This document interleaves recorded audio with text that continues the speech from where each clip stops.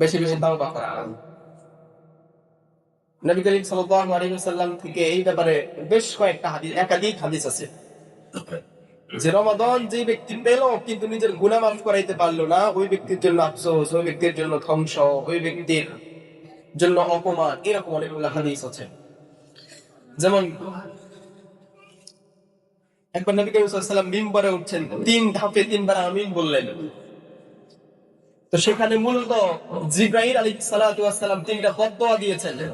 3 শ্রেণীর মানুষকে বদদোয়া দিয়েছেন যারা রমাদান পেয়েছে, তারা যদি আল্লাহর কাছ থেকে ক্ষমা করাই না নিতে পারে নিজের গুনাহগুলা, ওই ব্যক্তি যেন ধ্বংস হয়। এই জন্য দোয়া করেছেন আল্লাহ নবী সাল্লাল্লাহু আলাইহি ওয়াসাল্লাম বলছেন আমি। তার মানে রমাদান পাওয়ার পরেও যারা তাওবা করে নিজেকে পরিশুদ্ধ করতে পারে নাই, তাদের ব্যাপারে নবী সাল্লাল্লাহু আলাইহি ওয়াসাল্লাম বদদোয়া দিয়েছেন। জিবরাইল বদদোয়া দিয়েছেন, নবী সাল্লাল্লাহু আলাইহি ওয়াসাল্লাম একটু সমর্থন করেছেন। যারা নবী সাল্লাল্লাহু আলাইহি ওয়াসাল্লামের নাম শোনার পরেও দুরূদ শরীফ পড়ে না, যারা নবীর নাম শোনার পরেও দুরূদ পড়ে না, তাদের ব্যাপারে জিবরাইল বদদোয়া দিয়ে আল্লাহর নবী সমর্থন করেছেন। আর যারা পিতা মাতাকে পেয়েছে বৃদ্ধ অবস্থায় কিন্তু নিজেদের জান্নাত নিশ্চিত করতে পারে নাই, তাদেরকেও নবী সাল্লাল্লাহু আলাইহি ওয়াসাল্লাম সমর্থন দিয়েছেন, জিবরাইল আলাইহিস সালাম বদদোয়া দিয়েছেন।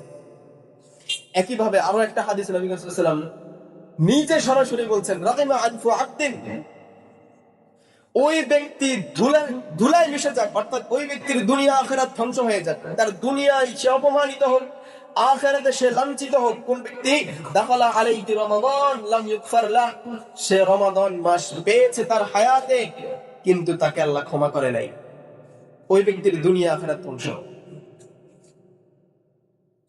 এরকম আরো হাদিস আছে। সুতরাং রমাদান মাস ক্ষমা পাওয়ার একটা মহা সুযোগ, এটাকে গ্রহণ করতে হবে। এজন্য বেশি বেশি ইস্তেগফার করতে হবে, তাওবা করতে হবে।